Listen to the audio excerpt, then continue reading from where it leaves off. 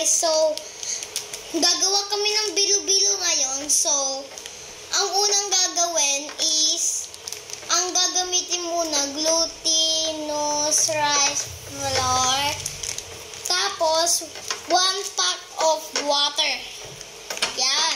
How many cups of glutinous rice flour? 2. 2. Tapos, lalagyan mo ng 1 cup of water. Then, pag mimix natin, ano mangyayari? Magiging ganito na siya.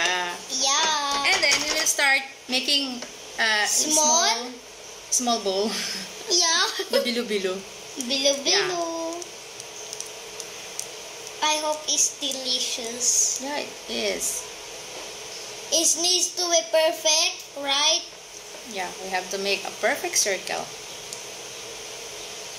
I think this is ugly.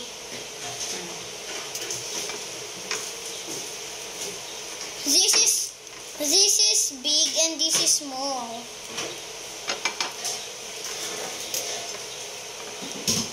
Nakakain ka na ba nila? Hindi pa. Oh, this is the first time that Twin Valerie will eat bilo-bilo.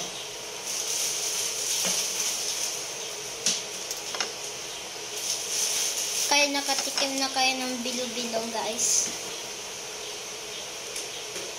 Kailan nga ito ginagawa man ang bilo-bilo tuwing undas? Undas ba yun? Holy Week. Hindi ako ano. Nung Holy Week may nagbigay sa atin sila kapitbahay. Binigyan tayo nito. Sila kapitbahay.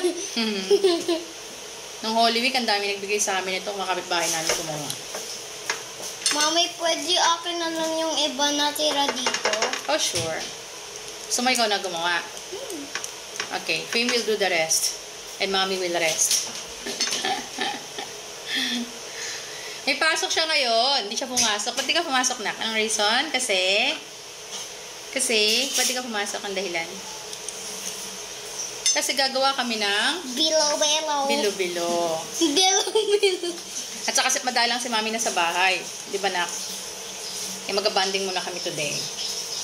Kapag upit kami ng hair, ano pang gagawin natin?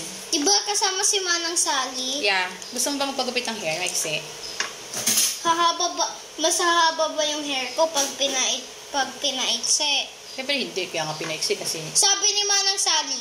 Hindi magaba yan. Kasi pinagpitan mo lang pasok. Sabi nga ni Manang Sally, diba dapat maganda Dapat inuulit mo yung ginagawa ko. Huwag mong galawin. It's okay. Whatever shape is that. Basta may pagka-circle, okay na yan. Ay! Diyos ko po.